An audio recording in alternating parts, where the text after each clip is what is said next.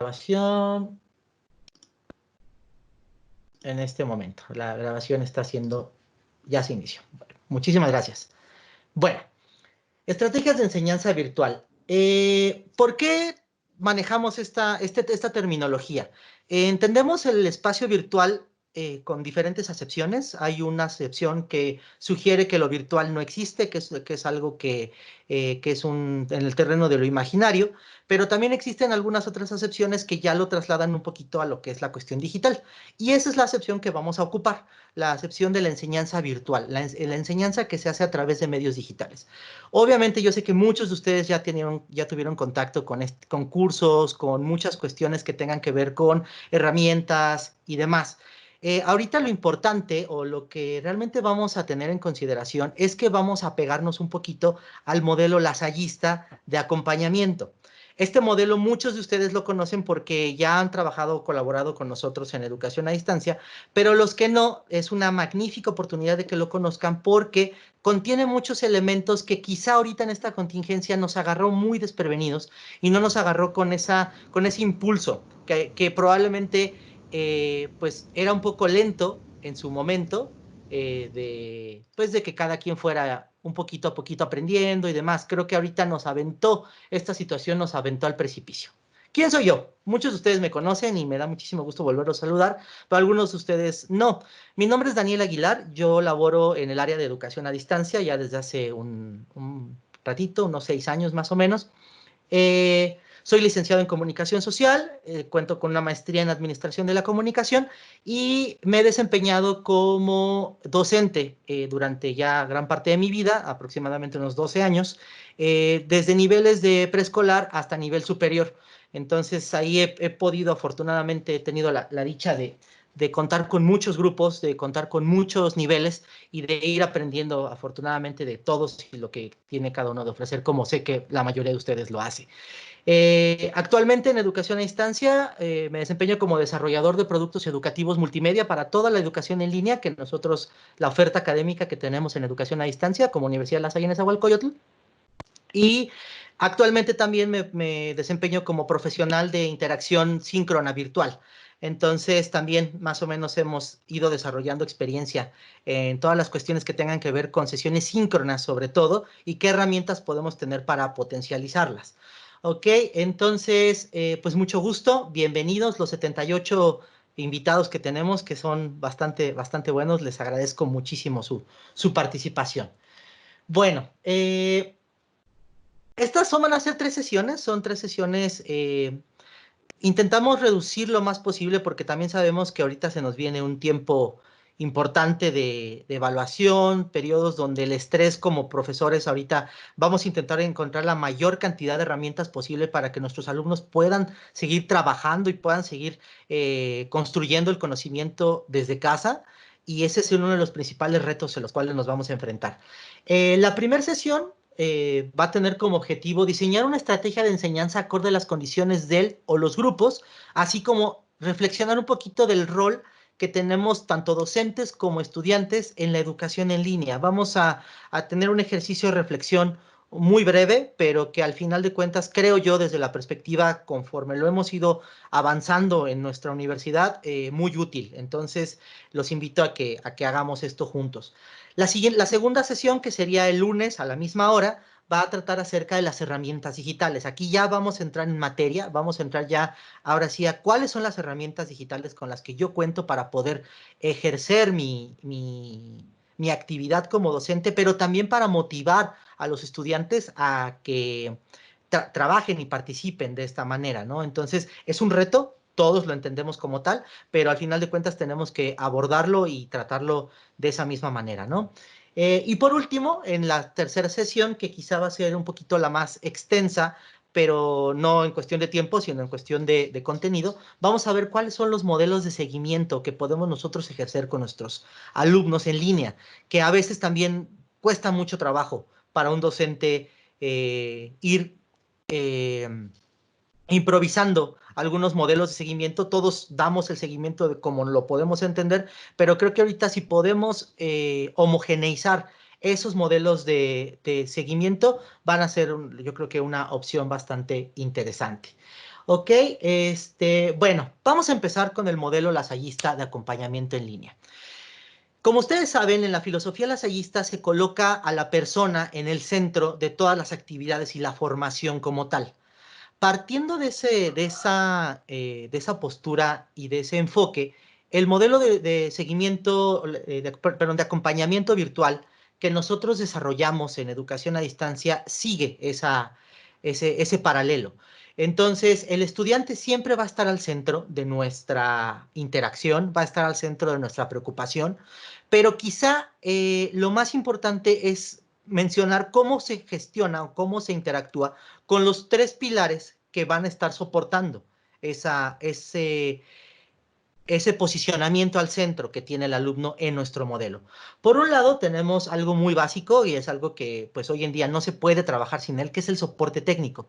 Y por soporte técnico me refiero obviamente al desarrollo de plataforma, el cual nosotros tenemos ya desarrollado en la universidad, con sus retos, con sus limitaciones, pero al final de cuentas existe y es el que vamos a tener que estar utilizando por el momento. Pero ojo, no quiere decir que dentro del diseño de mis estrategias yo no pueda buscar otros soportes para poder enriquecer. ¿Ok? El medio oficial sí es la plataforma que era en línea, que es la que tenemos en la universidad, pero las estrategias de enseñanza-aprendizaje virtuales que podemos, sobre todo las de enseñanza, podemos buscar algunas otras herramientas y de hecho para eso están estas sesiones de webinar en las que podamos tener acceso a muchas otras herramientas, ¿ok? Por otro lado, tenemos al docente, que también figura importantísimo de manera muy importante en este rol que tenemos como figura de acompañamiento. El docente o el experto o el asesor, como lo podemos conocer en diferentes literaturas o en diferentes gestiones, va a ser el que guíe, va a ser el que detone la construcción del conocimiento en los alumnos. Entonces es muy importante que lo reconozcamos como tal. Y por otro lado, tenemos también la cuestión de el tutor. Nosotros en educación a distancia tenemos una figura o varias figuras que ejercen como tutor, que es decir, al paralelo del docente hay una figura que se llama tutor. En prepa, los profesores que sean de prepa lo conocen muy bien. Los de licenciatura, su parangón, perdón, sería el jefe de programa, que va encauzando la ruta del estudiante. Entonces, quizá en este caso es uno de los puntos que más tenemos que fortalecer en la contingencia que actualmente nos ocupa, que es que el rol del jefe de programa, los tutores en el caso de preparatoria y el jefe de programa en posgrado, también pueda tener esta participación, ¿no? ¿Cómo se encadenan? Bueno, todo se encadena alrededor del alumno. Y para que esto pueda funcionar necesitamos una comunicación efectiva. Quizá, y lo podemos ver a todos los niveles en esta contingencia, es lo que estamos careciendo, es de lo que más estamos careciendo, comunicación efectiva. Además de la pandemia, y voy a ocupar un ejemplo que todos somos ahorita susceptibles a ello, hay una infodemia, hay un exceso, un desborde de información. Entonces, quizá, y una perspectiva muy filosófica que dice, como es adentro, es afuera, quizá también eso como comunidad nos está sucediendo y es uno de las razones por las cuales decidimos dar esta capacitación, dar este espacio de reflexión y de compartimiento con todos ustedes. Entonces, un objetivo colateral que sería paralelo a esto es que se mejoren las estrategias de comunicación con alumnos, con docentes, con jefes de programa y sobre todo con autoridades, ¿ok? Entonces, a grandes rasgos, y de verdad hay mucha información dentro del modelo de acompañamiento lasallista virtual, el cual estaría muy orgulloso de, si me permiten más adelante, seguirlo compartiendo, pero ahorita no es tanto el proceso porque estamos en una emergencia, estamos en algo que no estaba planeado. Entonces tenemos que ir construyendo en el camino y eso es una cuestión que tenemos todos que entender. Bueno, como sabemos, el acompañamiento virtual es un enfoque muy lasallista. La palabra acompañamiento ha guiado a las instituciones lasallistas durante 300 años. Entonces, hoy en día, eso es lo que tenemos que abordar. Tenemos que preguntarnos, y esta es quizá la primera pregunta que voy a lanzar para la reflexión, es, al día de hoy, ya con prácticamente 20 días de acompañamiento virtual, ¿qué tan cercano me siento de mis alumnos? Y es una pregunta difícil, porque inclusive cuando estamos en clases presenciales, también aplica esa pregunta. ¿Qué tan cercano soy de mi grupo? ¿Qué tanto los conozco como para poder ejercer estrategias y poder diseñarlas y poderlas cambiar de acuerdo a las necesidades que el mismo grupo me plantea? Entonces, esta primera pregunta me gustaría que todos la reflexionáramos. Sé que no es una pregunta fácil y sobre todo no es de una sola respuesta. ¿Qué tan cercano soy al grupo? ¿Qué tan susceptible y perceptivo soy con el grupo? ¿Soy un docente que le gusta acompañar, que le gusta involucrarse? ¿Soy un docente que prefiere la distancia? Ahorita ya muy en boga la sana distancia. Ojo, no hay un enfoque 100% correcto. Y quiero que quede muy claro, de lo que yo les comparto el día de hoy, no es algo que ustedes tengan que tomar de una manera religiosa. Es un enfoque que a nosotros nos ha funcionado en educación a distancia, que ya está probado con más de 4 años de experiencia y que creemos que puede ser muy útil para esta situación que estamos viviendo hoy en día. Entonces, sí, el acompañamiento completamente un enfoque lasallista. Por lo tanto, tenemos que tomar en consideración que las herramientas que nosotros escogemos para realizar este acompañamiento tienen que ser muy bien pensadas en ese asunto. Ya somos 83 en línea, de verdad, muchas gracias por su participación. Estoy muy entusiasmado por esta respuesta de nuestros compañeros docentes. Voy a estar atento al chat para cualquier duda o pregunta. De todas formas, cuando abra algún espacio para la discusión, podemos ocupar el micrófono, ¿ok? Pero deme un minutito. De ahí en fuera, del profesor Carlos menciona, sumamente lejano, pues no sé si ellos son los que trabajan o alguien más realiza las actividades en su lugar. Por supuesto, maestro Carlos, esa es una de las disyuntivas que ha guiado a la educación a distancia desde hace muchos años. Es decir, cómo podemos generar el aspecto de confianza. Y de hecho, en las estrategias de seguimiento, en las estrategias de seguimiento y retroalimentación, es donde nosotros nos vamos a dar cuenta quién trabajó ahí, ¿ok? ¿Quién construyó el conocimiento? Y hay estrategias que vamos a, por supuesto, a ver y vamos a trabajar aquí. Muchísimas gracias por su participación. Buenas noches, maestra Rebeca, bienvenida. Bueno, hay bastante literatura sobre esto, pero me gustaría compartirles una que a mí me ha guiado mucho en mis clases virtuales. En este caso es de Garrison y Anderson, es del año 2005, pero que ha sufrido muchas actualizaciones. La primera edición fue en 2005. Vamos a ocupar dos presencias principalmente. No solamente existe la presencia cognitiva, que es la que todos conocemos al momento de dar clases. Es decir, yo tengo conocimiento, he construido conocimiento y hoy vengo a construirlo con ustedes en este espacio físico y delimitado que es el salón de clases. También existe una presencia social. Y esta parte es la que dice el maestro Jorge Plaza, de acuerdo en la lejanía, hay que buscar otras formas de cercanía, por supuesto, maestro Plaza, y precisamente por eso estamos en este tema de la presencia social. Existe hoy en día un nuevo presente y un nuevo paradigma en las relaciones sociales de nuestros estudiantes y ya estamos en una generación. Hace 10 años quizá, que es cuando esto ya empezaba a formarse, dice la maestra Tera, hay padres de nuestros alumnos que están muy pendientes, nos están llamando y escribiendo, pero son pocos. Sí, también el papel del padre de familia juega y juega mucho, sobre todo con los nuevos roles de padres de familia que vamos a ver más adelante. Sobre todo con las estrategias de seguimiento que vamos a dar. Se va a involucrar también al padre de familia en la evaluación eh, como posibilidad, ¿no? Entonces, les comentaba, la presencia social se vuelve un nuevo paradigma en la forma de interacción de nuestros estudiantes. La realidad que nosotros como adultos, quizá aquellos que han rebasado ya los 40 años, es muy, muy diferente a como la ve un muchacho de 20. En este caso, la presencia social también existe en el mundo virtual. Hoy en día, los muchachos pasan más tiempo interactuando socialmente en espacio virtual que en el espacio real. Entonces, es muy importante para nosotros como docentes entender esa realidad y formar parte de ella. Obviamente va a haber algunos aquí alguien ya me quitó el control de nuevo. Permítame un momentito, voy a presentar. Denme un minutito. Mira, ya hasta entró a su correo porque está... Permítame un momentito.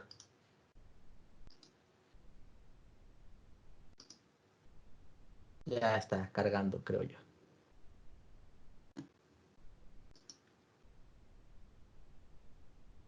Ya ahí va. Entonces, les comentaba, la presencia social tiene que estar muy bien conjugada con la presencia cognitiva.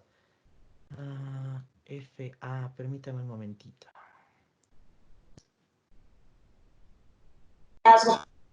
Porque el primer amor siempre es muy especial y es maravilloso disfrutarlo con quien te ama de verdad.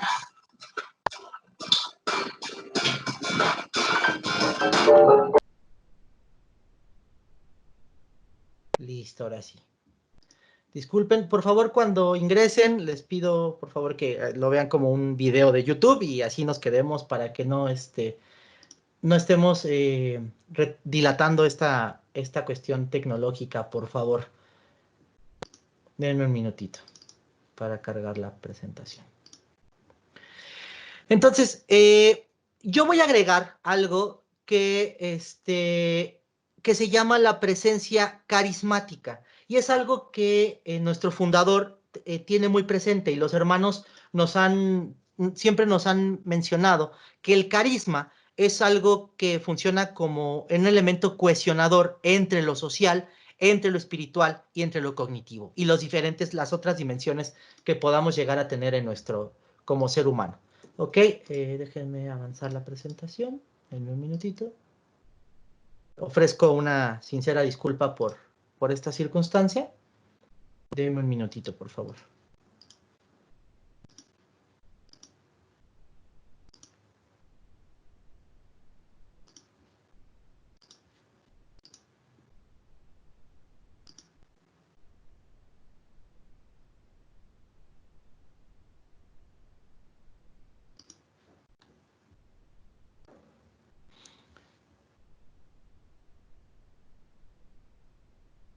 Bueno, aquí ya tenemos algunas participaciones. Pregunta la maestra Natalia, ¿cómo se cierra la cámara y el micrófono? En la barra de control inferior que aparece cuando usted pasa el cursor por la pantalla principal, vamos a poder ver una cámara y un micrófono. Y usted si da clic en esos iconos, se desactivan las dos partes. Entonces, ahí lo estamos viendo. Dice el profesor Ángel, ese es el punto. Al inicio todos empezamos a aprender cómo usar estos elementos. Por supuesto, maestro. Y precisamente ese es el asunto. Tenemos que, voy a hacer un pequeño paréntesis a cómo iba en la presentación. Tenemos que ser conscientes que pertenecemos a una etapa de transición tecnológica. Entonces, todos tenemos que tenernos mucha paciencia, primero a nosotros mismos y después con los demás. Al final de cuentas, ustedes cuentan con un área de educación a distancia que estamos ahí para ayudarles. Cualquier duda que tengan sobre las herramientas y demás, al final voy a darles mi correo para que ustedes puedan contactarme y si hay algo que necesiten de capacitación y demás, que pueda yo ayudarles o mis compañeras y compañeros de educación a distancia pueden ayudar, aquí lo vamos a hacer con muchísimo gusto. Entonces voy a continuar donde me quedé, que era con la presencia carismática. La presencia carismática no está incluida en la literatura que menciono de Garrison y Anderson. Esa la agregué yo. ¿Por qué? Porque al final de cuentas somos una institución que basa todo su proceso de formación en el carisma. Entonces, se preguntarán, ¿cómo puedo ser carismático a través de los medios virtuales? Bueno, pues eso es una de las cosas que vamos a construir y que cada uno de nosotros con la situación que queramos ver, lo vamos a lograr.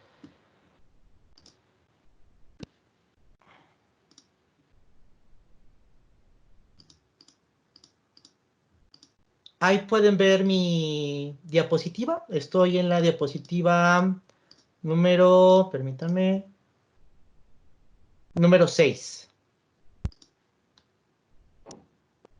Perfecto, muchísimas gracias.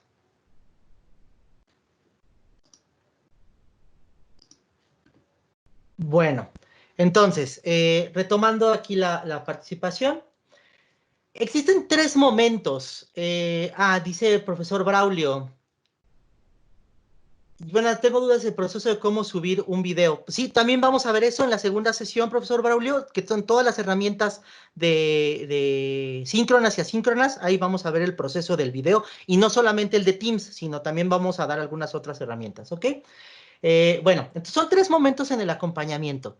El acompañamiento no inicia, y eso es algo que mucha literatura coincide, no inicia con cuando ya estoy con el alumno. El acompañamiento inicia desde la planeación. Y eso es algo que como docentes hemos peleado durante tantos años, porque el proceso de hacer planeaciones ha ido cambiando y los que trabajan en diferentes instituciones no me van a dejar mentir, la pesadilla que es planear en un lado, planear en otro, tener todas las cuestiones de esquemas, todas las cuestiones de tiempos, pues así, en tiempo y forma. Entonces, ahí es donde inicia el acompañamiento y quizás muchas veces ahí es donde cometemos el primer error. Creer que la estrategia de acompañamiento tiene que iniciar cuando ya estoy con el alumno. Y no, es antes. Entonces, por eso es importante esta primera sesión, porque vamos a ver cómo poder planificar una estrategia adecuada a los medios que hoy en día tenemos en esta contingencia. Después tenemos los procesos, perdón, la intervención en los procesos. Ahí es cuando ya estamos con el alumno. Ahí es cuando ya estamos frente a frente. Y ojo, ahorita que yo me refiero a estas expresiones ya coloquiales frente a frente, ya con ellos, me refiero al ámbito virtual. ¿Okay? Porque al final de cuentas ya estamos ahí, ya estamos en el ruedo.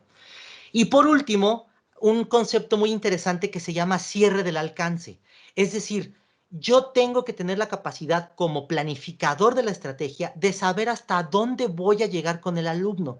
Porque así como probablemente inicié tarde mi proceso de planificación o mi proceso de acompañamiento, perdón, probablemente yo también lo estoy cerrando muy temprano o lo estoy cerrando muy tarde. ¿Y eso cómo lo puedo saber o cómo lo puedo medir? Bueno, a través de los resultados de los modelos de seguimiento que vamos a ver.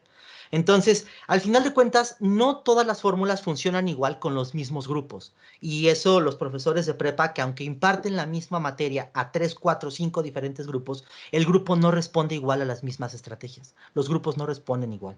Entonces, ese primer momento de la planificación tiene que estar pensado de una manera muy abierta. No puedo encasillarme y eso es algo que funciona, perdón, es algo que intento yo repetirme cada que inicio un curso. Es decir, si me fue muy bien con un grupo, qué bueno, felicidades, pero no puedo esperar que me vaya exactamente igual con ese grupo, con el que voy a empezar, igual que con el que, como me fue con el anterior. Entonces, la planificación tiene que ser una cuestión de elementos generales que yo pueda cambiar, en primer lugar, si es que no están funcionando, y segundo, que pueda complementar en caso dado de que estén funcionando y que el grupo los enriquezca. La planeación tiene que estar basada en 2 elementos fundamentales. Primero, tengo que entender la parte cognitiva, la parte de contenidos, que eso es algo que nadie se va a escapar. Pero también tengo que ver, ese es el fondo, pero también voy a ver las formas en las cuales yo puedo presentárselas al grupo. Y para eso van a estar las herramientas. Ustedes, digo, de esta primera sesión vamos a ver los enfoques de la planificación, vamos a ver cómo puedo generar la estrategia, pero la estrategia la vamos a poder generar hasta la segunda sesión, que es cuando ya vamos a conocer las herramientas, ¿ok? Entonces, si a lo mejor ahorita queda un poquito inconcluso, les pido paciencia porque al final de cuentas vamos a complementar sesión 2, la sesión 1 la vamos a complementar con la sesión 2 y obviamente la sesión 2 se complementa con la sesión 3. ¿Ok? Entonces, solamente preguntarles si hasta aquí tienen alguna, dice la maestra María del Socorro, así es, no es igual porque cada alumno es diferente y también cada grupo. Exactamente, doctora, digo maestra, en esa cuestión lo entendemos, pero ¿qué pasa con la aplicación? ¿De dónde voy a sacar el tiempo para poder generarle una estrategia única e irrepetible a cada uno de mis grupos? Ese no es el punto. El punto es que seamos lo suficientemente hábiles para poder identificar las necesidades del grupo. Hoy en día, en la contingencia, no nos vamos a, digamos que ese paso ya quedó resuelto. La necesidad es dar clases en línea. Ya, o sea, ya más identificado el problema no lo podemos tener. Ahora tenemos que resolverlo. ¿Ok? Pues sobre todo porque de lo que menos carecemos es de tiempo. Y poco a poco lo vamos a ir resolviendo. Entonces, no sé si tengan hasta aquí alguna duda. Voy a dar el primer momento para alguna lectura. Muchas gracias, maestra Tere. Muchas gracias, maestra María del Socorro. Muchísimas gracias, maestra Inés. Perfecto, maestro Fernando. Dice el maestro Gabriel, todo claro hasta el momento. La claridad de la planificación garantiza una impartición que sea verdadero acompañamiento. Precisamente, el acompañamiento inicia en la participación. Presencia social, dice el profesor Jesús Israel. Sí, esa presencia social, de hecho alguien mencionó algo a través de Facebook. Vamos a ver, porque no se trata solamente de centrarnos en un ámbito social. Hay muchos ámbitos sociales en los cuales podemos ser partícipes con nuestros alumnos. Dice... ¿Nos vas a compartir la presentación en SharePoint o Mail? Sí, por supuesto, profesor. Va a estar disponible y muchos materiales más. Bueno, tampoco voy a hacer, pero algunos materiales van a estar disponibles en SharePoint para que ustedes los puedan descargar. Sobre todo los de planificación que vamos a ver en la segunda sesión. ¿Ok? Dice el profesor Jesús que no entendió la parte de presencia social. Bueno, solamente me regreso un momentito rapidísimo. Entendemos las dimensiones de presencia cognitiva, eso sí lo entendemos, ¿no? Yo soy la persona como docente que se para frente al grupo para poder guiar la construcción del conocimiento. Asimismo, voy a ser yo ese elemento de cohesión social que mantenga al grupo a flote. Así como yo los puedo guiar porque tengo los conocimientos, porque tengo la experiencia y porque puedo expresarlos, también tengo que convertirme en un ser cohesionador social. Y eso es algo muy nuevo en la filosofía de acompañamiento virtual. ¿Por qué? Porque el modelo de acompañamiento lasallista es un poco, no opuesto, pero un poco tangencial a lo como conocemos la educación en línea. La educación en línea muchas veces la conocemos como una cuestión autogestiva, que cada quien aprenda a su tiempo, que cada quien mantenga sus momentos de aprendizaje, en el momento, en el tiempo que tenga libre. No, el acompañamiento lasallista no es autogestivo o no es 100% autogestivo. Sí promueve la autogestión, sí promueve la autonomía, pero siempre tiene que haber un cohesionador social, que en este caso es el docente, pero también puede ser el tutor, y lo vamos a ver más adelante, ¿ok? Entonces no sé si ahí, maestro, Jesús Israel haya podido dar respuesta a su... Gracias. Deja el tiempo, que los alumnos sepamos que están entendiendo retroalimentación. Exactamente, maestra María Eugenia. Ese es uno de los puntos que también vamos a abordar. Muchas gracias, maestro Israel. Bueno, el segundo punto es la intervención. Y esto es, si la planificación puede por momentos resultar agotadora, la intervención es el núcleo de nuestro acompañamiento, porque es donde realmente vamos a ver que las herramientas con las que contamos están funcionando o no están funcionando. Y aquí viene la segunda pregunta. Repito la primera pregunta, ¿qué tan cercano me siento con mi grupo? Esa fue la primera pregunta que yo lancé hace unos minutos. Por cierto, ya somos 100. Les agradezco muchísimo la participación. No tienen idea de la alegría que me da que todos estén aquí con nosotros y que todos estemos juntos. Aquí tengo otro mensaje. Dice, me encanta el reto de reforzar valores de honestidad y confianza. Bueno, ya es otro tema que probablemente podamos inclusive tocar en otras webinars más adelante. Dice, se entiende, aunque seamos facilitadores en línea, no por eso nuestro papel es virtual. Por el contrario, es igualmente real. Muchas gracias. Esto, maestro Ángel, es quizá la parte neurálgica de esta primera sesión.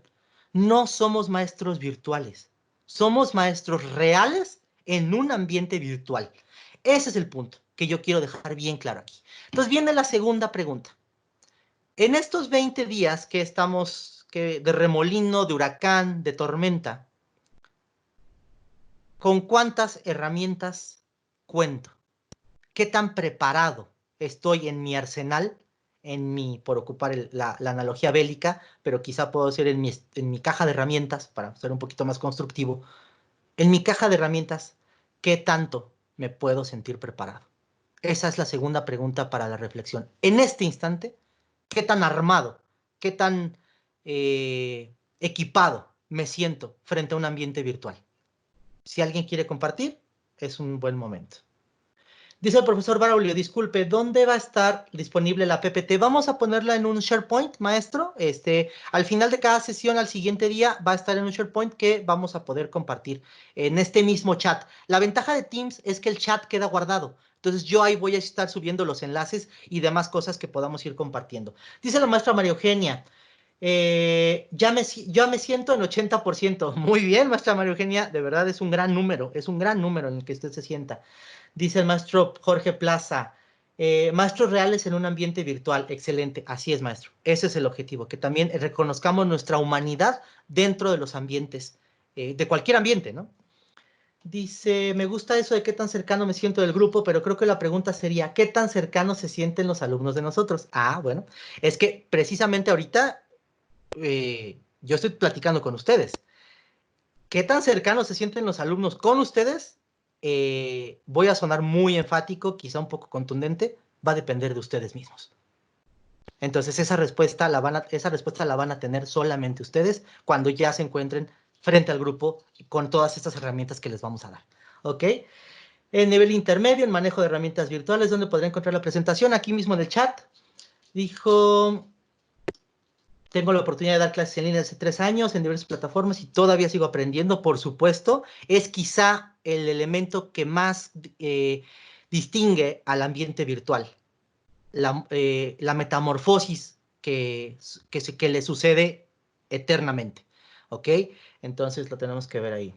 Es un romper paradigmas y a veces es difícil. Muchas gracias. Actualmente los jóvenes pasan gran tiempo en las redes sociales o en el ámbito virtual que genera un impacto significativo. Así es, maestro Esteban. Nuevo fenómeno. Aquellos alumnos que no participan en vivo se sienten más cómodos actuando en este medio virtual. Sí, también es otro fenómeno. Bueno, estábamos hablando de la intervención. Cuando yo intervengo, y esto es un término que los maestros ahorita que son psicólogos, les ofrezco una disculpa si no soy tan acertado al momento de definir la intervención. La intervención pedagógica sucede desde el momento en que el alumno está dispuesto a construir conocimiento. Antes de eso, el alumno solamente es un espectador. Es alguien que en los aspectos clásicos se mencionaba como que va con el recipiente vacío a ver de qué cacha. Perdón por simplificarlo de esa manera, pero la intervención pedagógica solamente puede ocurrir cuando existe voluntad de construir. Obviamente las fases de la intervención también van desde la motivación, lo vamos a ver más adelante. Pero al final de cuentas, la intervención que yo tenga con las herramientas que yo cuente va a ser factor determinante al momento de darle seguimiento y de cosechar lo que estoy sembrando como guía, como facilitador de la construcción del conocimiento. ¿Ok? Muchas gracias, maestro Carlos, por su comentario. El siguiente momento es el de la perdón, aquí estábamos. Sigamos en la intervención. Esta pirámide que tienen ustedes ahí es muy importante, quiero que la analicen muy bien, porque es como está determinado el e-learning dependiendo las fases de la intervención.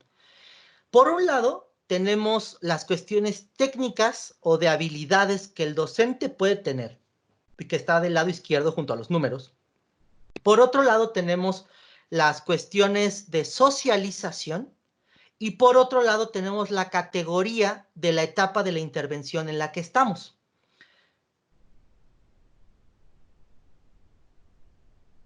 Ahorita le doy seguimiento a su comentario, maestro Israel. Está bastante interesante su comentario. Denme un minutito. Primero que nada, y la primer base, porque hasta lógica es tengo que tener acceso a la plataforma. Y para eso, pues me dan acceso al sistema. Ojo, no necesariamente la plataforma que era en línea, sino al ambiente virtual. ¿Ok? Desafortunadamente, este acceso nos lo hicieron de un empujón, nos aventaron a la alberca. Así fue. Ya estamos y tenemos que partir de un principio de realidad. ¿Pudimos habernos preparado mejor? Definitivamente. ¿Pudimos haber planeado más? Sin lugar a dudas. Pero ya estamos ahí. Y entonces, en la medida que aceptemos esta realidad, va a ser mucho más fácil para nosotros armarnos de valor, de ánimo y sobre todo de carisma para poder contagiarlo. Yo no puedo dar lo que no tengo. ¿Ok? Entonces, de ahí nos vamos acercando. Para eso, no nos dio tiempo de darle una bienvenida adecuada al alumno al ambiente virtual. Y quizá ese fue nuestro primer paso izquierdo. Pero el lunes que regresemos a clases, el lunes que ustedes otra vez estén frente a grupo, vamos a tener otra oportunidad de darles la bienvenida y de empezar a elevar el ánimo, con el cual nuestros alumnos pueden empezar, porque ellos también tienen que cumplir su propio proceso de la motivación. ¿Ok? Entonces, después del acceso y la motivación viene la socialización online. Esa socialización no solamente es la cuestión de que el alumno sepa que está al alcance de un correo electrónico su profesor, sino que sabe que su profesor también está en el ambiente social virtual, sabe que su profesor tiene una página de Facebook, sabe que su profesor tiene un perfil de Instagram, sabe que su profesor tiene un perfil de LinkedIn, sabe que su profesor en algún momento conoce las tendencias de entretenimiento y de socialización que existen, fuera de los aspectos cognitivos que empacan en la materia.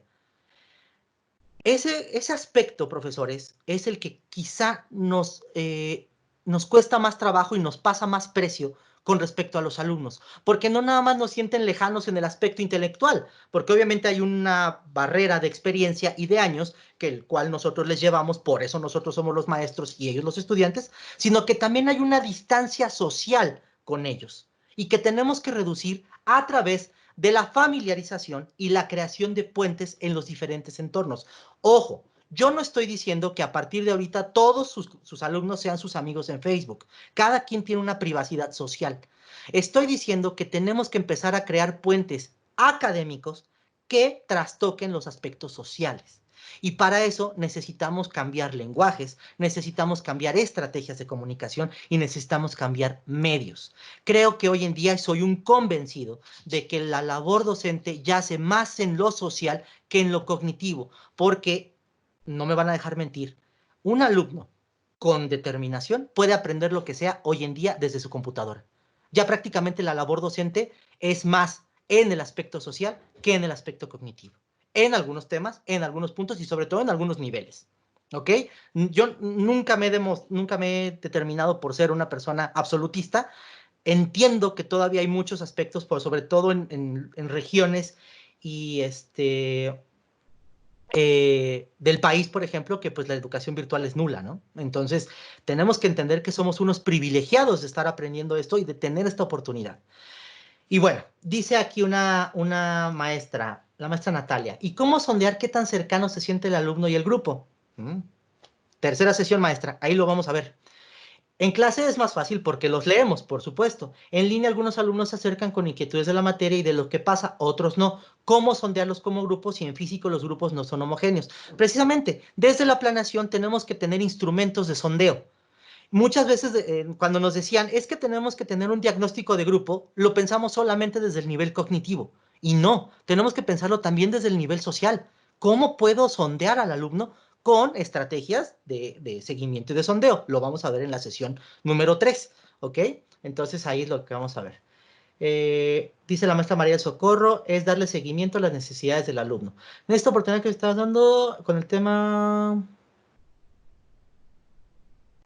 Ok, en las sesiones síncronas, maestra María Eugenia, sí, también vamos a ver cómo funcionan las sesiones síncronas, que también es una herramienta de libre uso y que ustedes van a poder utilizar. Ok, no se me olvida el punto que usted mencionó, maestro Israel, la presentación la enviarán por correo, no, va a estar disponible aquí en los enlaces del chat, maestro.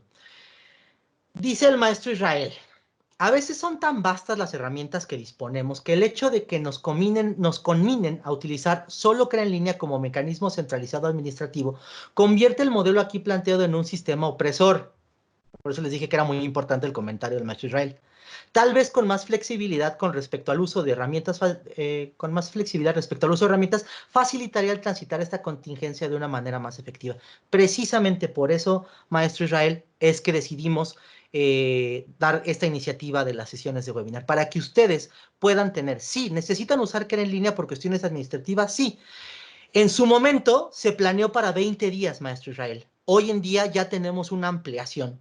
que da hasta el 30 de mayo. Ya no podemos seguir con ese sistema que usted adjetivó como opresor, precisamente por eso, porque ya es demasiado tiempo, ya el CREA en línea quedó en este nivel y nuestra necesidad está aquí. Entonces, precisamente en eso estamos hablando. Gracias, maestro Israel, por la retroalimentación. Me inquieta si los alumnos recibirán esta capacitación. Y estamos precisamente planeando algo para los alumnos, algo más abierto, pero también entendemos que ustedes son nuestros principales, digamos, portadores de este tipo de mensajes. Entonces, la cercanía social, la presencia social se vuelve importante. La universidad puede mandar mensajes de manera institucional, pero no sé, con que ustedes vean échense un clavadito a las publicaciones que ha estado haciendo la universidad en Facebook y puede decir, muévete, mantente activo en esta contingencia y lo primero que dicen los alumnos es, la plataforma no funciona. Entonces, tenemos que formar un frente unido, lo vamos a lograr. Estoy completamente convencido que con su ayuda vamos a poder llegar a un nivel social un poquito, quizá no el que esperemos como una universidad que pues no va a ser 100% virtual durante su existencia, pero sí más cercana virtualmente hablando. ¿Ok? Bueno. El siguiente nivel es el de intercambio de información. En este caso es la búsqueda de software. Y ahí es donde precisamente ahí entra la inquietud del maestro Israel. El software que les facilitó la universidad es en línea y la vamos a usar y tenemos que seguir usándola. Pero como herramienta de cercanía social y como herramienta de cercanía cognitiva, no es la única que vamos a poder utilizar. Y desde ahí tenemos que tener las tareas de facilitación y apoyo. Quizá el método de entrega sí tenga que ser en línea y ese va a ser como el repositorio final. Pero los medios de comunicación y las demás tareas que yo implemente pueden ser con infinidad de herramientas. Aquí voy a presentar algunas y voy a ir actualizando el chat con herramientas que yo me encuentre. Precisamente yo también para atender a mis grupos he estado buscando y sé que muchos de ustedes lo han hecho. Entonces, en esa parte es el intercambio de información. Digamos que es donde ya está el intercambio, por ocupar la analogía boxística, ya está el toma y daca. Yo envío y recibo, envío y recibo. Que probablemente el siguiente nivel es con el que más se confunda, porque después viene la moderación. Y entonces es ahí donde si yo no planifico, en este punto ya troné, porque ya no puedo moderar. Ya es tal la información desordenada que generé que ya es prácticamente imposible organizarla. Y es donde los alumnos y los maestros truenan en el ambiente virtual. Ya es insostenible. Estoy seguro que muchos de ustedes saben a lo que me estoy refiriendo. En donde ya la cantidad de tareas acumuladas, la cantidad de actividades fue tan desordenada y fue tan, pues, podemos decirlo, tan apresurada, que ya al momento de moderar y ordenar se vuelve una tarea de horas y horas y horas. Entonces, si se dan cuenta, en la parte social, el objetivo es facilitar los procesos. Y es ahí donde vamos a encontrar la clave de todo este embrollo, en la facilitación de los procesos. Inclusive hasta automatizarlos, vamos a ver evaluaciones automatizadas, que forma parte de esta etapa, donde lo vemos. Dice la maestra Patricia, ok, sí me complicó mucho el tratar de entender esta estrategia, pero sí se pueden usar otras estrategias de comunicación. Perfecto, sí, ya vi que es condicional el sí. Dice, ¿qué pasa si hay alumnos que no cuentan con un equipo? ¿Lo comparten o ya es muy lento? Si la plataforma ya les ha causado angustia, ¿cómo les brindaremos a todo ese acercamiento? ¿Podemos asegurar que todos los alumnos cuenten con esto? Sí, de hecho, precisamente el primer frente con los alumnos son ustedes. Y así siempre ha sido. Quien les da la bienvenida a la universidad no es el rector, son ustedes. Quien los ve todos los días al entrar a la universidad son ustedes y los jefes de programa. Entonces, bueno, y somos nosotros, yo también soy docente. Entonces, creo yo que esa primer parte que menciona aquí la maestra María Trujillo, nosotros somos ese primer frente, pero no podemos hacerlo si no está respaldado con una política institucional. No podemos hacerlo efectivo, vale. Y en eso es en lo que estamos trabajando. ¿Ok? Por último, y es digamos, nuestro objetivo final es el desarrollo. Y ahí está, en la punta de la pirámide. Bueno, quizá un escalón abajo, ahorita vamos a ver cuál es la punta de la pirámide, que es establecer vínculos fuera del ambiente virtual de aprendizaje. Y los vínculos no solamente es en la relación alumno-docente o estudiante-docente, son los vínculos con su realidad a partir del área de conocimiento que imparto en mi materia. Si yo logro eso, sea presencial o sea en línea, estoy logrando desarrollo en el alumno, ¿ok? Y ahí nuestra tarea es apoyar y retroalimentar. Por eso es importantísimo el modelo de seguimiento y retroalimentación que vamos a ver en la sesión número 3, ¿ok? Dice la maestra Norma Martínez, o si no cuentan con la posibilidad de trabajar a distancia. Exactamente, maestra. Creo que aquí también volvemos hasta un aspecto marxista, en donde solamente ciertas personas que tienen acceso a ciertos medios de producción o de captación son los que van a poder seguir el paso. Pero desafortunadamente es el modelo en el que estamos inscritos y pues vamos a tener que buscar también estrategias como institución, y eso lo voy a anotar precisamente, porque después de estas 3 sesiones obviamente viene una retroalimentación. Y creo que una cuestión importante es cómo podemos apoyar con políticas institucionales el desarrollo de sus alumnos que no cuentan con los medios para poder acceder a la clase en línea. Entonces, lo dejamos de tarea, es una tarea pendiente que no nada más es de nosotros, ¿eh? Acaba de haber un posicionamiento en la UAM muy fuerte, en la Universidad Autónoma Metropolitana, donde más de 100 docentes, perdón, más de 500 docentes rechazan el modelo en línea porque están en contra de que se les obligue a los alumnos a formar parte de un modelo. Ya ahí, bueno, saben cómo es la UAM, ¿no? Y las instituciones públicas en ese sentido. Entonces, sí, me lo llevo de tarea y aquí lo anoto. En la punta de la pirámide dejé un blanco, dejé en blanco la punta dorada, por así decirlo. ¿Por qué? Porque es la utopía, es donde la construcción del conocimiento funcionó, es donde el desarrollo alcanzó su meta. Y eso hay veces que no nos toca verlo a nosotros como docentes. Eso le toca solamente al alumno.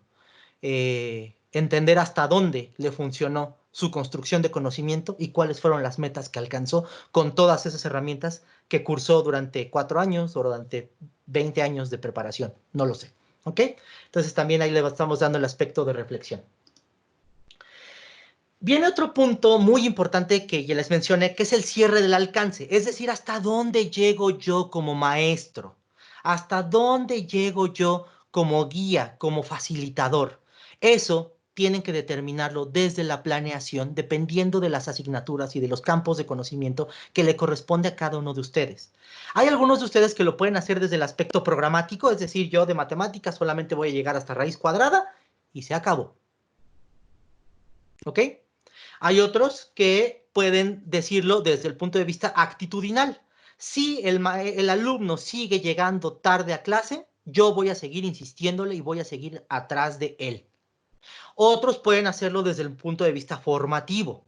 Si el alumno ya está teniendo un ciclo de sueño regular, estoy hablando de varios campos disciplinares y de cómo puedo yo atender las necesidades del alumno, entendiéndolo como un ser con muchas dimensiones, ¿ok?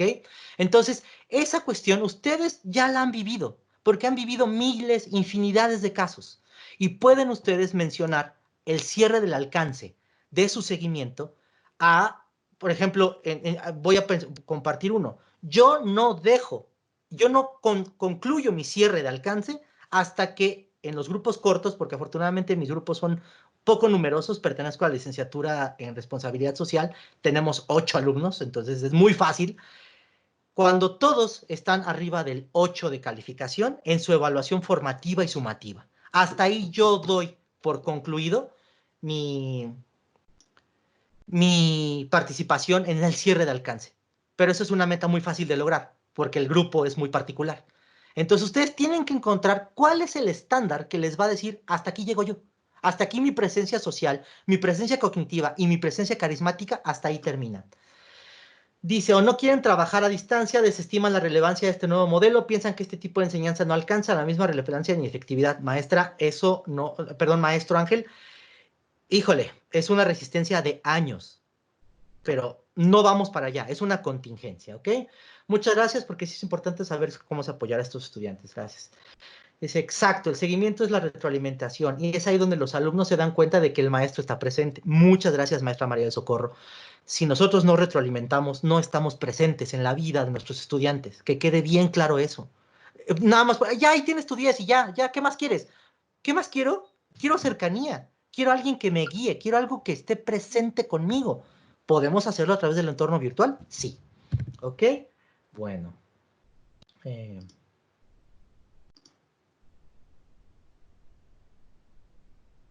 Ok. Es que alguien ya me movió acá. Bueno.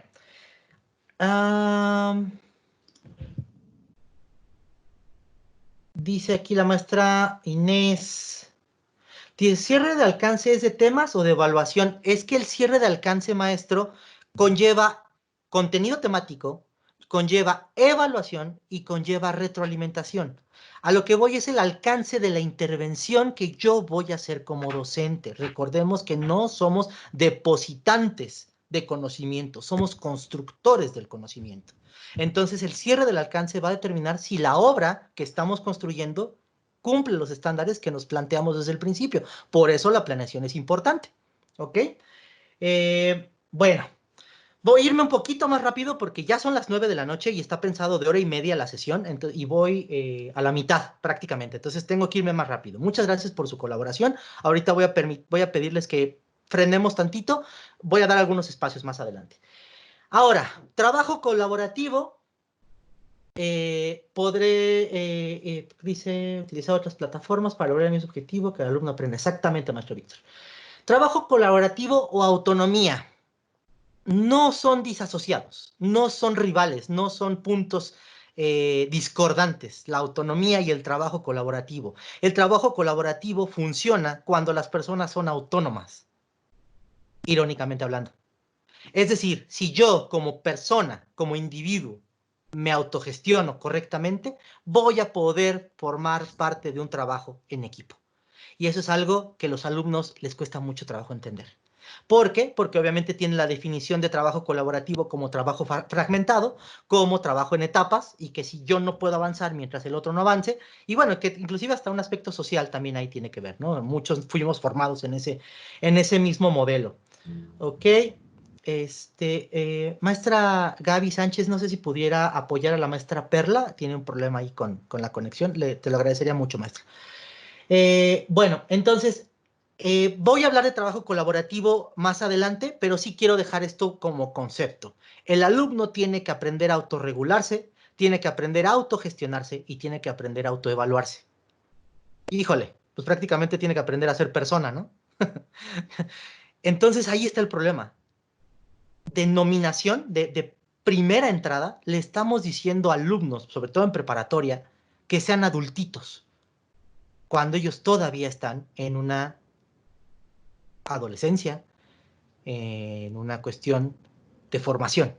Entonces, seamos el aspecto, seamos el ejemplo de trabajo colaborativo y no de trabajo fragmentado. Es decir, tú haces lo tuyo y no me interesa que hagas hasta el día que nos toque encontrarnos, o vamos juntos. Existen estos medios en los cuales tú me puedes apoyar dentro de estos horarios. Tampoco se trata de que seamos mamás 24/7 de nuestros alumnos, y mucho menos en licenciatura, pero sí que sepa el alumno que estamos al alcance de ellos. Y esa es la cuestión. Para poder autogestionarse y para poder generar trabajo colaborativo con ellos, primero tienen ellos que aprender a ser autónomos en sus entornos más cercanos. Y pues ahí está uno de los retos principales de nosotros como guías. Ojo, no va a depender de nosotros. Si el alumno no quiere autogestionarse y no quiere regularse, bueno, es su decisión. Y en su evaluación y en su retroalimentación tiene que estar asentado el hecho de que ellos no pudieron regularse, de ellos que ellos no pudieron tomar control de su tiempo, de sus actividades y por lo tanto de sus resultados. ¿Ok? Entonces, dice la maestra Patricia, yo me estresé mucho la primera semana, así que busqué estrategias alternas. Muchas gracias, maestra, de eso se trataba. O sea, al final de cuentas, como bien menciona el maestro Israel, el hecho de presentarles la herramienta Crea en línea es porque ahí podemos generarlo en una situación de campus, de decir, bueno, trabajemos juntos en esa cuestión.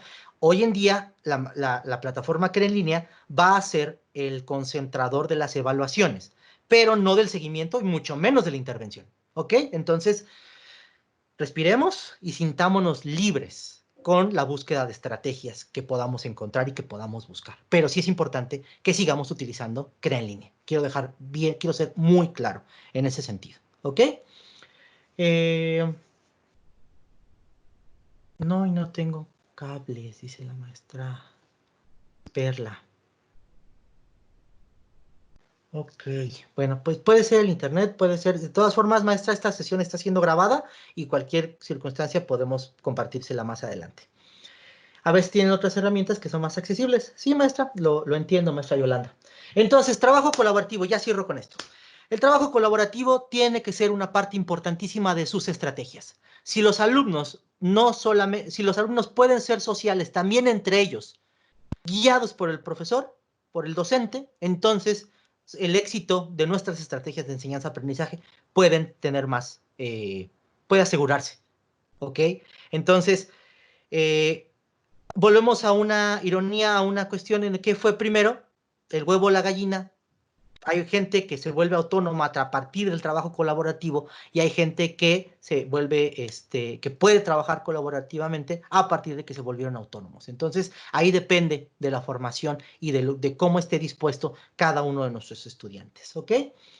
Entonces, hasta aquí cierro con trabajo colaborativo y autonomía. Voy a compartirles algo que se llama, que muchos de ustedes conocen seguramente como profesionales de sus áreas, que se llama caso de estudio. ¿Por qué el caso de estudio lo decidimos meter en esta primera sesión? Porque tanto el caso de estudio como el portafolio de evidencias son estrategias que funcionan sí y solo si se planean con anterioridad. Si no, el resultado no va a ser el óptimo, ¿ok? Entonces, precisamente ahí es donde entran las estrategias de autonomía y donde entran las estrategias de autogestión y autorregulación y las estrategias de trabajo colaborativo, ¿ok? Bueno, el estudio de caso es una técnica que tiene ya bastante tiempo, pero que hoy en día ha tomado mucha relevancia por la facilidad con la que podemos acceder a la información de lo que sucede en el mundo. Y eso es algo maravilloso. Entonces ahí ya tenemos el primer elemento de trabajo colaborativo.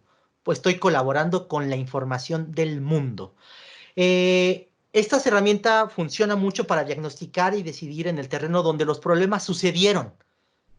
Entonces, el estudio de caso hoy en día se está utilizando a nivel preescolar, se está utilizando a nivel primaria y obviamente a partir de secundaria hacia arriba. Cualquiera parecía que el estudio de caso era como de capacitaciones empresariales o de posgrado, ¿no?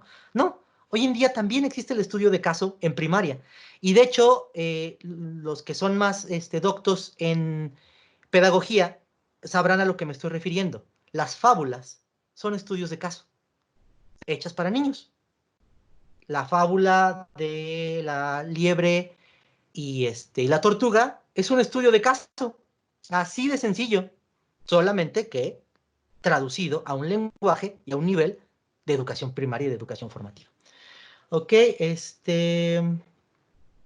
dice, desde nuestra posición como maestro, pregunta el maestro Rolando, ¿cómo puedo ayudar a mis alumnos para que sean autogestivos? Bueno, en primer lugar, con el ejemplo. Eso es algo que hemos ido aprendiendo a lo largo del tiempo, los que nos dedicamos a la cuestión de la educación virtual, que si el maestro no es ordenado con sus formas de contacto y de autogestión, el alumno va a tender a mucho menos serlo. ¿Ok? Entonces, eso es como de la manera personal, creo que es el primer ejemplo. Segundo, que las tareas y los assignments, estas cuestiones de que ellos, para que ellos hagan, puedan ser primero de un nivel de fácil autogestionamiento. Por ejemplo, quizzes, en donde, a ver, tú vas a tomar esta evaluación automatizada de 10 preguntas y la vas a tomar en 10 minutos. Entonces ellos empiezan desde un nivel básico a autogestionarse y el estudio de caso también funciona para la cuestión de la autogestión. ¿Ok? Entonces vamos a ver toda la cuestión de autogestión y demás con las herramientas digitales que vamos a proponer más adelante para que ellos también puedan ir gestionando su aprendizaje, porque al final de cuentas uno no puede llegar a ningún lado si no sabe a dónde va. Y ese es uno de los problemas que también no, enfrentamos con los alumnos. No les decimos a dónde queremos llegar y por lo tanto ellos no saben, pues, ¿y qué hago? ¿Y a dónde voy? Esa es una de las cuestiones, ¿no? Bueno, el estudio de caso me va a servir para analizar un problema, me va a servir para determinar un método de análisis, me va a servir para aprender a determinar alternativas o me va a permitir tomar decisiones. Ojo, el estudio de caso como técnica de enseñanza es una de las técnicas más completas que existen hoy en día en todos los niveles y que trastocan todos los niveles. ¿Ok? Hoy en día solamente lo vamos a categorizar y más adelante vamos a poder presentar ejemplos. Existe tres objetivos principalmente con el estudio de caso. Puede ser que nos centremos en el análisis y hasta ahí lo dejemos. Es decir, bueno, sucedió este caso, reflexionemos sobre él, analicémoslo con estos determinados elementos de evaluación. Existe otro que es enseñar a aplicar normas o principios. Esto se ocupa mucho en el ámbito jurídico y los que sean del ámbito de las leyes y demás, los estudios de caso se vuelven bases para poder crear nuevas leyes o nuevas normatividades. ¿Ok?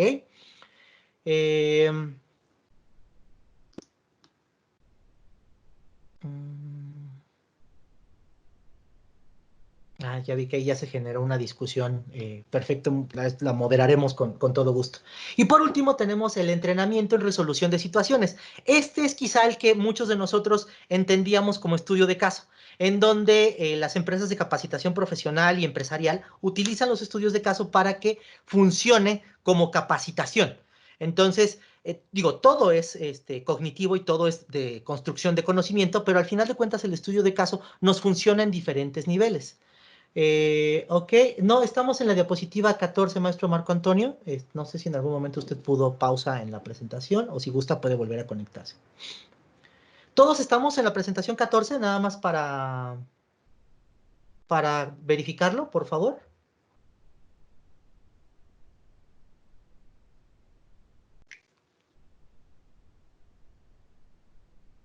Perfecto. Muchísimas gracias. Muchas gracias. Entonces sí, por favor, maestro, si puede volver a ingresar, con todo gusto.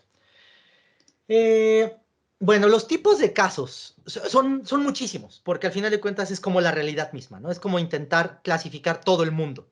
Pero las categorías que más podemos identificar, si a alguien se le pausó la presentación, por favor, salga y vuelva a ingresar, se lo agradecería mucho.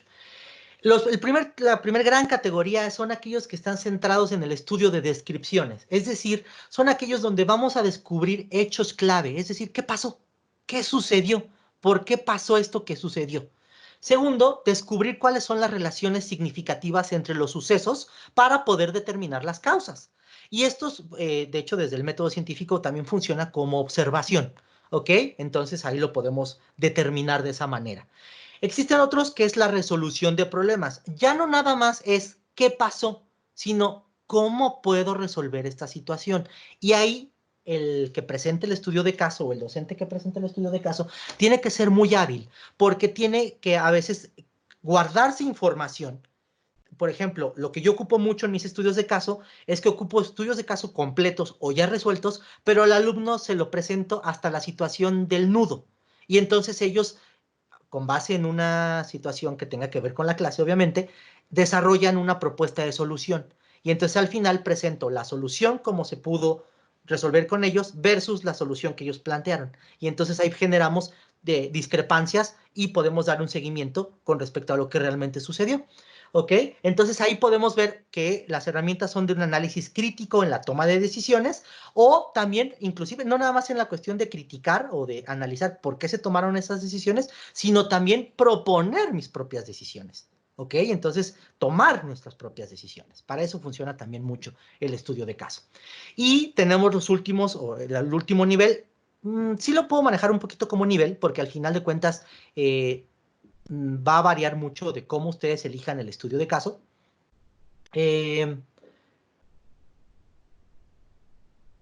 Es los centrados en la simulación. Estos casos centrados en la simulación ya involucran un aspecto de involucramiento más profundo, que ya me tengo que fusionar prácticamente con el caso. ¿Por qué? Porque yo voy a ser parte recreada del caso.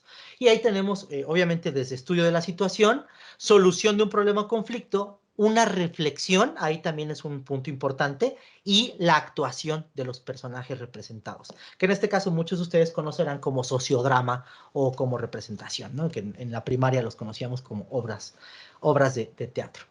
¿Ok? Entonces, también otra cosa importante con los estudios de caso son sus categorías.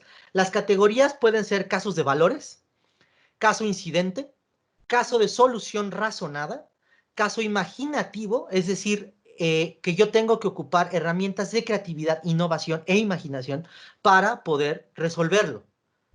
Pueden ser casos de búsqueda real, en donde el alumno realmente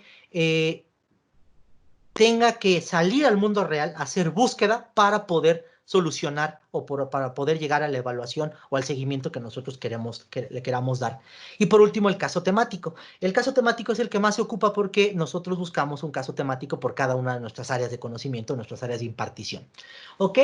Entonces, esta es la primera herramienta que me gusta compartir con todos ustedes en la parte de demás. Ahora, ¿cómo son los roles en el estudio de caso? En el estudio de caso, el rol del docente, primero que nada, tenemos que elaborar el caso.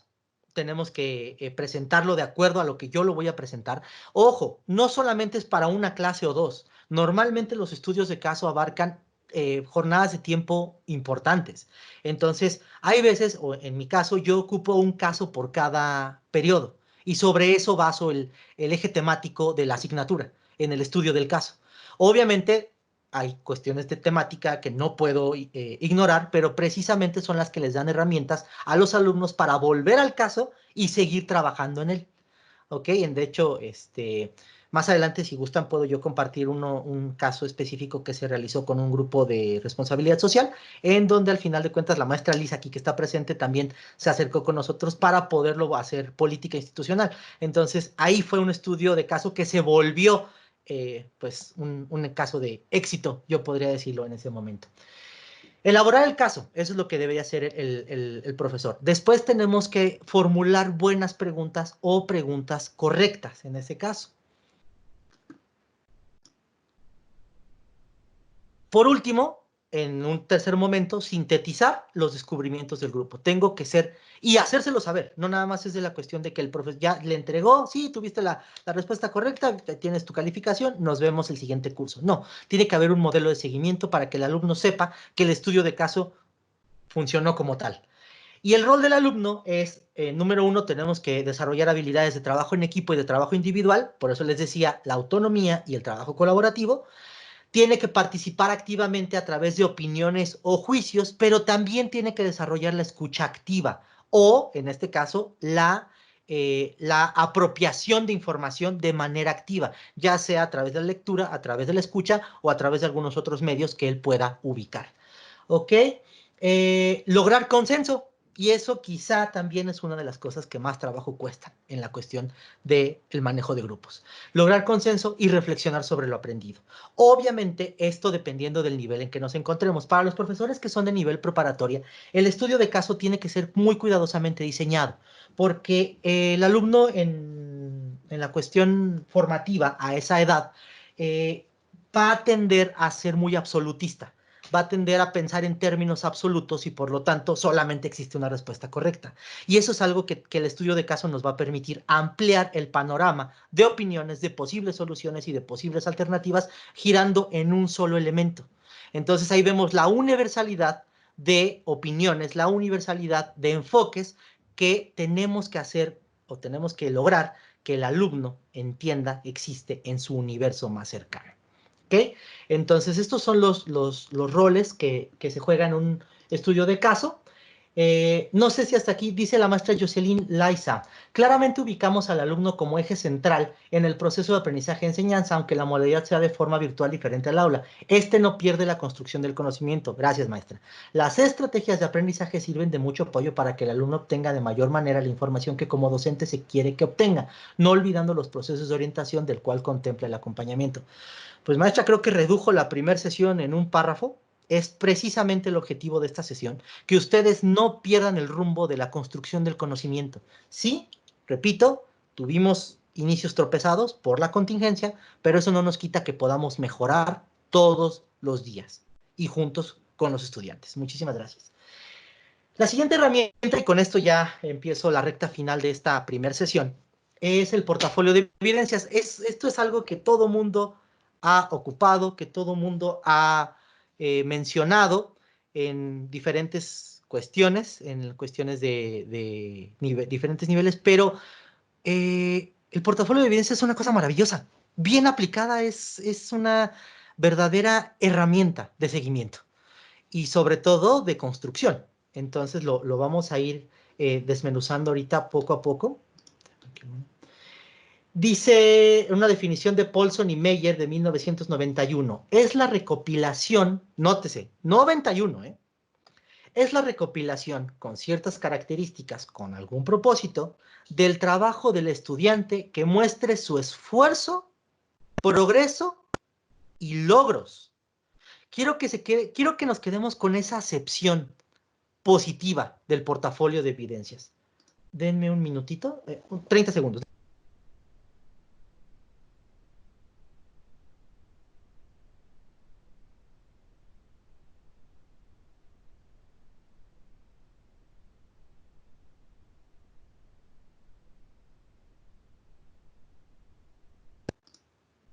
Listo, perdón, ya estoy de regreso.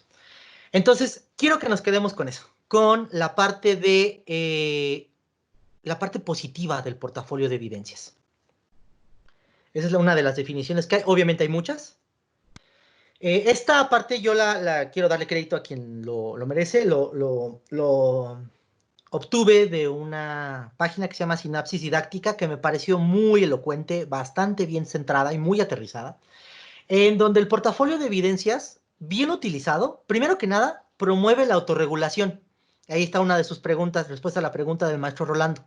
El portafolio de evidencias promueve la autorregulación porque es como un termómetro constante del avance que el alumno está teniendo con respecto al contenido programático y al tiempo que tenemos.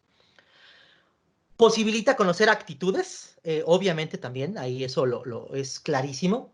Informa sobre el proceso de enseñanza y aprendizaje. Y ojo, no nada más al alumno y no nada más al docente, también a los padres de familia y a las autoridades. Muchas veces vemos el portafolio de evidencias como ay, es que si no está bien hecho me van a regañar. No, al contrario, si no está bien hecho, no voy a poder darle seguimiento adecuado al alumno. ¿Ok? Permite examinar destrezas. ¿Por qué? Porque podemos ver, por ejemplo, para materias de educación básica, yo puedo ver con un portafolio de evidencias durante un año escolar cómo mejoró la caligrafía de un alumno. En elementos más importantes, en secundaria, puedo ver cómo cambió sus formas de expresar, cómo amplió su vocabulario. ¿Ok? Dice la maestra María del Socorro, es el historial del alumno como proceso de aprendizaje del estudiante. Precisamente, maestra. Eso es lo que queremos ver. De hecho, en Sinapsis Didáctica inician muy padre diciendo, ¿te gustaría tener una máquina del tiempo para poder viajar al pasado y ver cuáles han sido tus verdaderos avances? Bueno, eso es el portafolio de evidencias. Tal cual, como yo inicié en el nivel 0 y como yo termino en el nivel que yo tenga que terminar, puedo ver todo ese avance. Es flexible en cuestión de necesidades, intereses, habilidades y niveles. Puedo manejar un portafolio de evidencias muy básico, dependiendo de la cuestión que yo esté, del campo disciplinar al cual yo pertenezca, o puedo tener un portafolio de evidencias muy detallado y muy profesional. Y por otro, provee una estructura de larga duración. Pero ojo, aquí yo voy a agregar algo, no solamente provee una estructura de larga duración, también nos permite una estructura de corta duración. Y por eso se los estamos brindando en este momento y por eso quiero recordárselos o compartírselos con esta situación. Porque si hoy, a partir del día lunes, abro un portafolio de evidencias, yo puedo tener más elementos para poder dar el seguimiento y la retroalimentación adecuada a mis alumnos. ¿Ok? Y los que lo hicieron desde el inicio de curso, perfecto, síganlo utilizando. De hecho, ahorita vamos a ver diferentes posibilidades de seguirlo usando. Dice, ¿qué es lo que pasa digamos, no son contras, pero sí son aspectos que pudieran ser un poco difíciles con respecto al portafolio? En primer lugar, consume mayor tiempo, sí, pero bien enfocado, ese tiempo puede ser muy bien aprovechado. Requiere de atención al detalle. Esto también es importante. Los alumnos, sobre todo en edad formativa, no poseen todavía completamente la atención al detalle. Y de hecho muchos de nosotros como adultos ya formados, técnicamente ya formados, carecemos de atención al detalle. Entonces es uno de los retos que implica el portafolio de evidencias. ¿Ok? limita la generalización de resultados, pero al final de cuentas esa limitación, al menos en la contingencia en la que nos encontramos, nos ayuda, porque no dispersamos los esfuerzos, sino que los concentramos en un solo lugar y nos mantienen en ritmo para poder dar ese seguimiento y sobre todo la intervención. Y se puede prestar a deshonestidad, eso es algo que ya se había manejado en el chat, que ahorita me lo han estado haciendo llegar desde hace rato. Sí, se puede prestar a deshonestidad, pero al final de cuentas, en el modelo de seguimiento que nosotros vamos a proponer y que yo les voy a proponer, también también se toman en cuenta las actitudes formativas. Entonces, el alumno va a saber, le va a llegar la información cuando él fue deshonesto y lo va a poder en el modelo de seguimiento y acompañamiento que vamos a plantear, se va a poder prestar a la autorreflexión por la manera en la que les va a llegar la información de cómo él se desempeñó. Y por último, debe ser combinado con evaluaciones objetivas. Eso es quizá lo que más trabajo nos cuesta al momento de desarrollar un portafolio de evidencias, ser objetivos.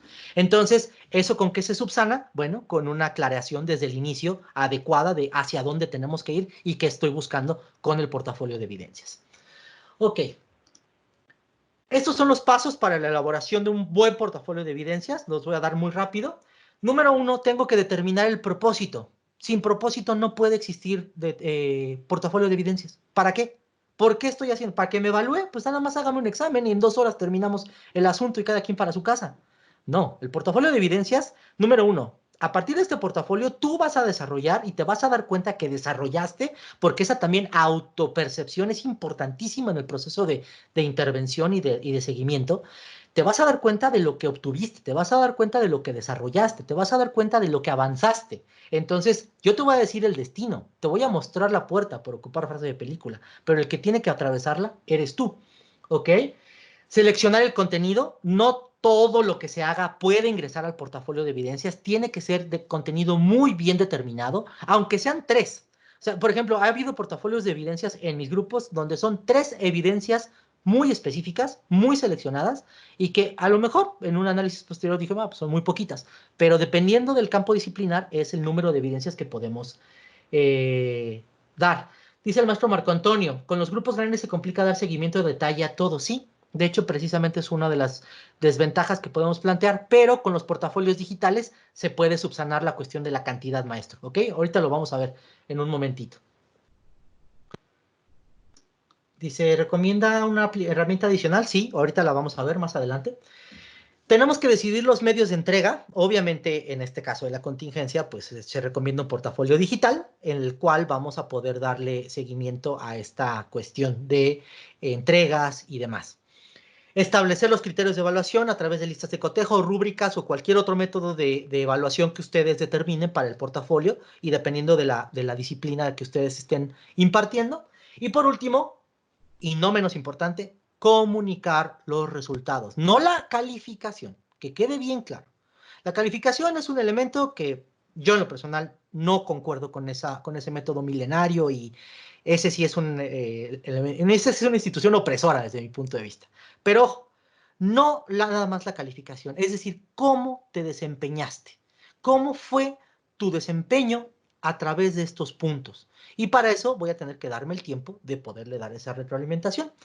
Ok, dice la maestra Rosario Franco, sería de más importancia tomar en cuenta un instrumento de evaluación elaborado de manera puntual para no caer en la subjetividad, precisamente, maestra Rosario, en donde dice establecer los criterios de evaluación, es donde dicen, a ver, hay portafolios de evidencia que me he topado en algunos, no voy a decir instituciones públicas, digo, perdón, ya lo dije, en donde decían, pues entregó, y ya, era como su criterio de evaluación, entregó.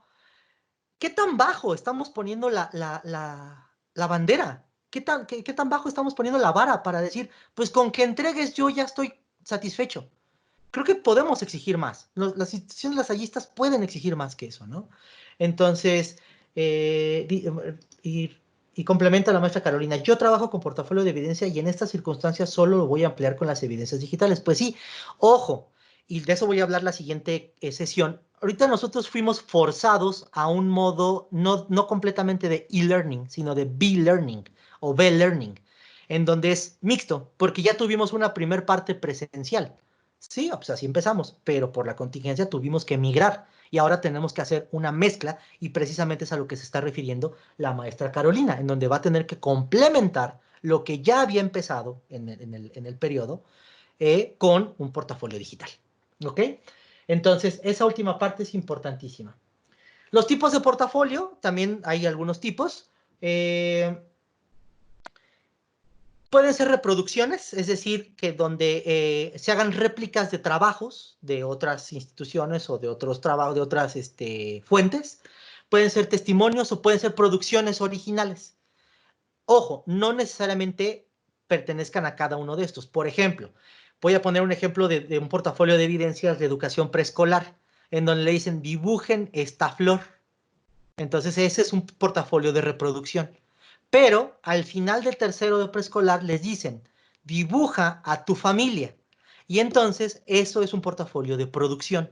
¿Por qué? Porque el alumno no está copiando un trabajo ya predeterminado, o el estudiante, la alumna, sino que está generando su propio trabajo. Ahora quiero que lo trasladen esto a los elementos superiores, a los niveles superiores, perdón, de bachillerato y de licenciatura, en donde ustedes pueden, en un primer momento, empezar con portafolios o evidencias de tipo de reproducción y después algunas ya de producción propia, sin dejar la parte de los testimonios. Los testimonios son importantes y les voy a decir por qué. Porque ahí también medimos cómo se siente el alumno, porque el testimonio tiene que ser del productor del portafolio. También pueden contar con testimonios de compañeros y de personas involucradas en los objetivos del tema que se esté abordando en ese momento, pero el principal testimonio que a nosotros, como constructores del conocimiento, nos debe importar es el del mismo alumno. ¿Ok? Los tipos de evidencia, pues obviamente ya lo sabemos, son los portafolios vitrina, que son aquellos que pues están abiertos a todo el mundo.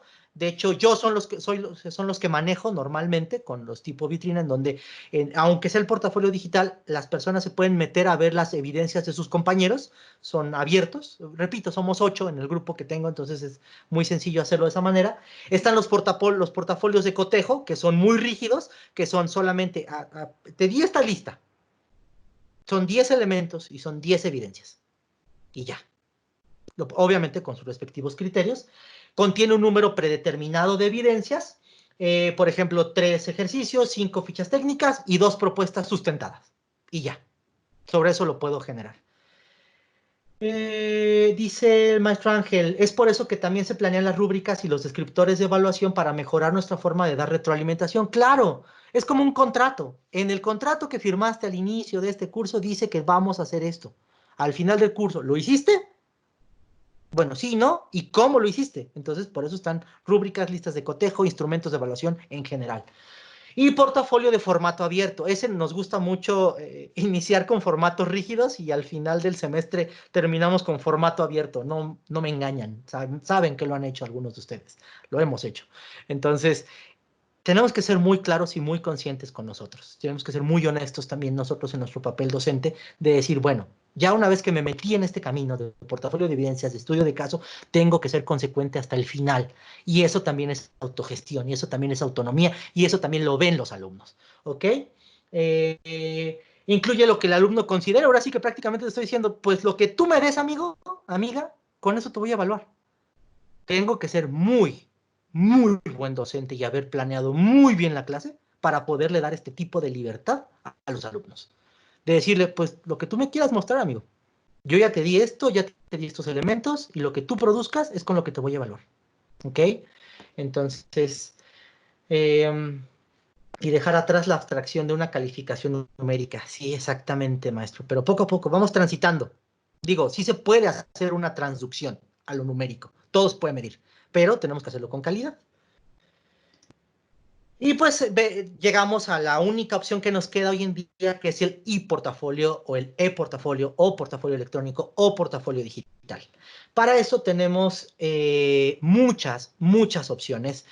Se las voy a ir mostrando en la siguiente sesión porque vamos a ir a la par de que yo les voy mostrando las herramientas digitales de construcción del conocimiento, vamos a ir viendo con cuáles de estas dos metodologías funcionamos más, con el estudio de caso o con el portafolio de evidencias. No están peleados, puedo usar los dos, pero me va a consumir más tiempo. También tengo que ser muy consciente de que pues mi tiempo es limitado. Creo que estoy seguro que hoy en día han estado más tiempo frente a la computadora y trabajando que cuando están en clase presencial. Y eso es normal. Así funciona esta etapa de adaptación a este ambiente. Ahorita les dejo mi correo en el chat para que ustedes puedan contactarme en caso de que tengan alguna duda y ahí sí poderlos ayudar. Entonces, las herramientas de ePortafolio, dice...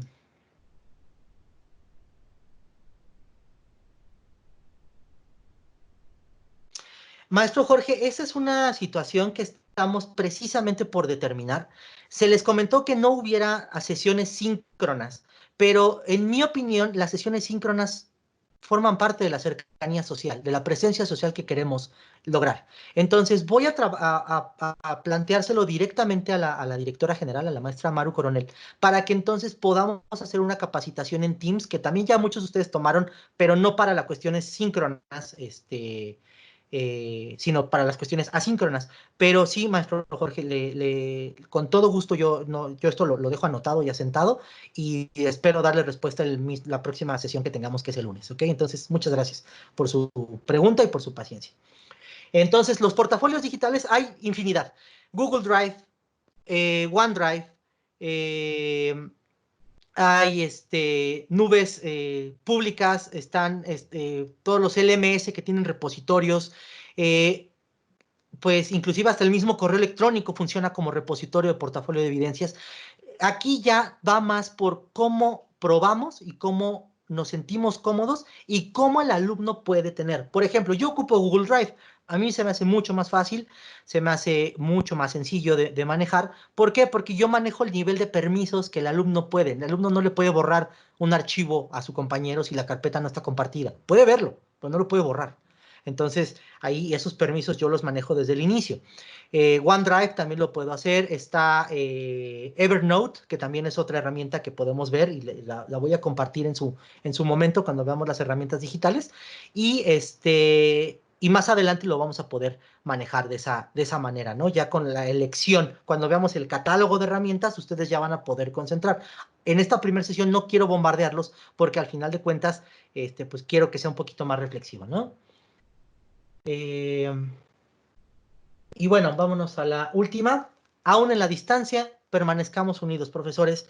Es el lema que hemos estado manejando en la campaña institucional. Me da mucho gusto haber estado con ustedes. Me pasé solamente por 10 minutitos. Ofrezco una disculpa. Tuvimos ahí unas cuestiones al inicio, pero creo que se cumplió. De verdad, les agradezco muchísimo su tiempo, su compromiso, su vocación. Eso también lo he, desde que formo parte del claustro docente de la universidad, lo he sentido y de verdad les agradezco.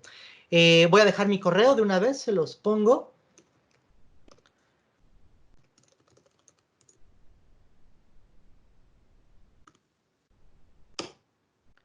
Ese es mi correo, estoy a disposición de todos ustedes, también me encuentran en el área de educación a distancia.